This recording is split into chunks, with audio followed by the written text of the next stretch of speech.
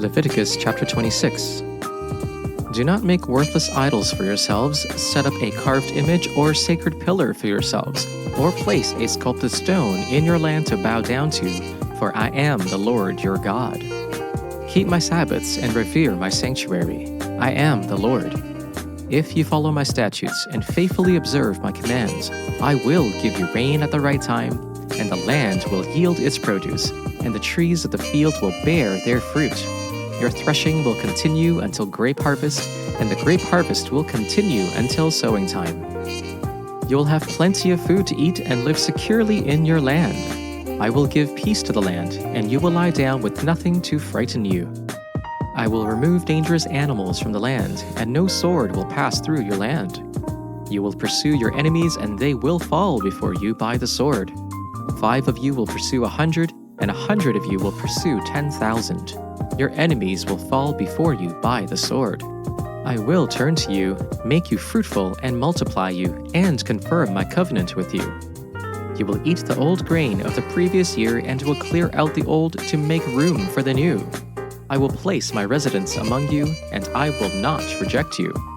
I will walk among you and be your God, and you will be my people. I am the Lord your God, who brought you out of the land of Egypt, so that you would no longer be their slaves. I broke the bars of your yoke and enabled you to live in freedom. But if you do not obey me and observe these commands, if you reject my statutes and despise my ordinances, and do not observe all my commands and break my covenant, then I will do this to you. I will bring terror on you, wasting disease and fever that will cause your eyes to fail and your life to ebb away. You will sow your seed in vain because your enemies will eat it. I will turn against you so that you will be defeated by your enemies. Those who hate you will rule over you, and you will flee even though no one is pursuing you. But if after these things you will not obey me, I will proceed to discipline you 7 times for your sins. I will break your proud glory, and I will make your sky like iron, and your earth like copper. Your strength will be spent to no purpose. Your land shall not yield its produce, and the trees of the land shall not yield their fruit. If you continue hostile to me and will not obey me, I will continue to plague you 7-fold for your sins. I will let loose wild animals against you, and they shall bereave you of your children and destroy your livestock. They shall make you few in number, and your roads shall be deserted. If, in spite of these punishments, you have not turned back to me, but continue hostile to me, then I, too, will continue hostile to you. I myself will strike you 7-fold for your sins. I will bring the sword against you, executing vengeance for the covenant. And if you withdraw into your cities, I will send pestilence among you, and you shall be delivered into enemy hands. When I cut off your supply of bread, 10 women shall bake your bread in a single oven, and they shall dole out your bread by weight. And though you eat, you shall not be satisfied. But if, despite this, you disobey me and continue hostile to me, I will continue hostile to you in fury. I, in turn, will punish you myself 7-fold for your sins. You shall eat the flesh of your sons, and you shall eat the flesh of your daughters. I will destroy your high places and cut down your incense altars. I will heap your carcasses on the carcasses of your idols. I will abhor you. I will lay your cities waste, will make your sanctuaries desolate, and I will not smell your pleasing odors. I will devastate the land so that your enemies who come to settle in it shall be appalled at it. And you I will scatter among the nations, and I will unsheath the sword against you. Your land shall be a desolation, and your cities a waste. Then the land shall enjoy its Sabbath years as long as it dies desolate, while you are in the land of your enemies. Then the land shall rest and enjoy its Sabbath years. As long as it lies desolate, it shall have the rest it did not have on your Sabbaths when you were living on it.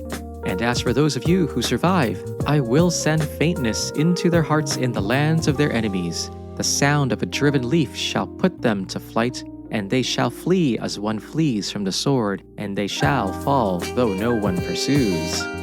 They will stumble over one another as though fleeing from the sword, even though no one is pursuing them. So you will not be able to stand before your enemies.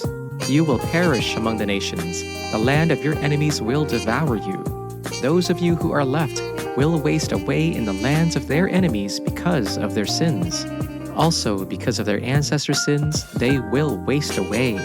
But if they will confess their sins and the sins of their ancestors, their unfaithfulness and their hostility towards me, which made me hostile toward them so that I send them into the land of their enemies, then when their uncircumcised hearts are humbled and they pay for their sins, I will remember my covenant with Jacob and my covenant with Isaac and my covenant with Abraham, and I will remember the land. For the land will be deserted by them and will enjoy its Sabbaths while it lies desolate without them. They will pay for their sins because they rejected my laws and abhorred my decrees. Yet, in spite of this, when they are in the land of their enemies, I will not reject them or abhor them so as to destroy them completely, breaking my covenant with them. I am the Lord their God. But for their sake I will remember the covenant with their ancestors whom I brought out of Egypt in the sight of the nations to be their God. I am the Lord. These are the decrees, the laws, and the regulations that the Lord established at Mount Sinai between himself and the Israelites through Moses. Leviticus Chapter 27. The Lord spoke to Moses, "Speak to the Israelites and tell them, when someone makes a special vow to the Lord that involves the assessment of people, if the assessment concerns a male from 20 to 60 years old, your assessment is 50 shekels measured by the standard sanctuary shekel. If the person is a female, your assessment is 30 shekels. If the person is from 5 to 20 years old, your assessment for a male is 20 shekels and for a female 10 shekels. If the person is from 1 month to 5 years old, your assessment for a male is 5 silver shekels, and for a female your assessment is 3 shekels of silver.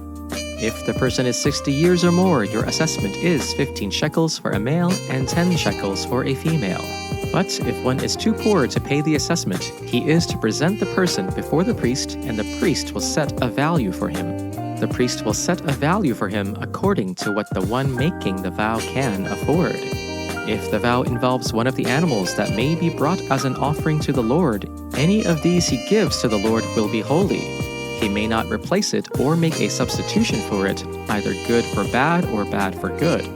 If he does substitute one animal for another, both that animal and its substitute will be holy. If the vow involves any of the unclean animals that may not be brought as an offering to the Lord, the animal must be presented before the priest. The priest will set its value, whether high or low. The price will be set as the priest makes the assessment for you. If the one who brought it decides to redeem it, he must add a fifth to the assessed value. When a man consecrates his house as holy to the Lord, the priest will assess its value, whether high or low. The price will stand just as the priest assesses it. And if the one who consecrates the house wishes to redeem it, 1/5 shall be added to its assessed value, and it shall revert to the original owner. If a person consecrates to the Lord any inherited landholding, its assessment shall be in accordance with its seed requirements, 50 shekels of silver to a homer of barley seed. If the person consecrates the field as of the year of Jubilee, that assessment shall stand. But if the field is consecrated after the Jubilee, the priest shall compute the price for it according to the years that remain until the year of Jubilee, and the assessment shall be reduced. And if the one who consecrates the field wishes to redeem it, then 1/5 shall be added to its assessed value, and it shall revert to the original owner. But if the field is not redeemed, or if it has been sold to someone else, it shall no longer be redeemable. But when the field is released in the Jubilee, it shall be holy to the Lord as a devoted field. It becomes the priest's holding. If someone consecrates to the Lord a field that has been purchased, that is not a part of the inherited landholding, the priest shall compute for it the proportionate assessment up to the year of Jubilee, and the assessment shall be paid as of that day, a sacred donation to the Lord. In the year of Jubilee, the field shall return to the one from whom it was bought, whose holding the land is. All assessments shall be by the sanctuary shekel, 20 gerahs shall make a shekel. A firstling of animals, however, which as a firstling belongs to the Lord, cannot be consecrated by anyone. Whether ox or sheep, it is the Lord's. If it is an unclean animal, it shall be ransomed at its assessment, with 1/5 added. If it is not redeemed, it shall be sold at its assessment. Nothing that a person owns that has been devoted to destruction for the Lord, be it human or animal or inherited landholding, may be sold or redeemed. Every devoted thing is most holy to the Lord. No person devoted to destruction may be ransomed. They are to be put to death. A tithe of everything from the land, whether grain from the soil or fruit from the trees, belongs to the Lord. It is holy to the Lord. Whoever would redeem any of their tithe must add 1/5 of the value to it. Every tithe of the herd and flock, every 10th animal that passes under the shepherd's rod, will be holy to the Lord. No one may pick out the good from the bad or make any substitution. If anyone does make a substitution, both the animal and its substitute become holy and cannot be redeemed. These are the commands the Lord gave Moses at Mount Sinai for the Israelites. Mark chapter 2. When he entered Capernaum again after some days, it was reported that he was at home. So many people gathered together that there was no more room, not even in the doorway, and he was speaking the word to them. They came to him bringing a paralytic carried by 4 of them. Since they were not able to bring him to Jesus because of the crowd, they removed the roof above him, and after digging through it, they lowered the mat on which the paralytic was lying. Seeing their faith, Jesus told the paralytic, "Son, your sins are forgiven." But some of the scribes were sitting there questioning in their hearts, "Why does he speak like this? He's blaspheming. Who can forgive sins but God alone?" Right away, Jesus perceived in his spirit that they were thinking like this within themselves and said to them, "Why are you thinking these things in your heart? Which is easier, to say to the paralytic, 'Your sins are forgiven,' or to say, 'Get up, take your mat, and walk'? But so that you may know that the Son of Man has authority on earth to forgive sins," he told the paralytic, "I tell you, get up, take your mat, and go home." And he stood up and immediately took the mat and went out before all of them, so that they were all amazed and glorified God, saying, "We have never seen anything like this." Jesus went out again beside the sea. The whole crowd gathered around him, and he taught them. As he was walking along, he saw Levi, son of Alphaeus, sitting at the tax collection station, and he said to him, "Follow me." And he got up and followed him. And as he sat at dinner in Levi's house, many tax collectors and sinners were also sitting with Jesus and his disciples, for there were many who followed him. When the scribes of the Pharisees saw that he was eating with sinners and tax collectors, they said to his disciples, "Why does he eat with tax collectors and sinners?" When Jesus heard this, he said to them, "Those who are well have no need of a physician, but those who are sick. I have not come to call the righteous, but sinners." Now John's disciples and the Pharisees were fasting, and people came and said to him, "Why do John's disciples and the disciples of the Pharisees fast, but your disciples do not fast?" Jesus said to them, "The wedding attendants cannot fast while the bridegroom is with them, can they? As long as they have the bridegroom with them, they cannot fast. The days will come when the bridegroom is taken away from them, and then they will fast on that day. No one sews a piece of unshrunk cloth to an old cloak, otherwise the patch pulls away from it, the new from the old, and a worse tear is made. Similarly, no one puts new wine into old wineskins, otherwise the wine will burst the skins, and the wine is lost, and so are the skins. But one puts new wine into fresh wineskins." One Sabbath, Jesus was going through the grain fields, and as his disciples walked along, they began to pick some heads of grain.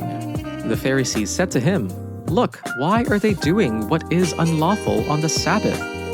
He answered, "Have you never read what David did when he and his companions were hungry and in need?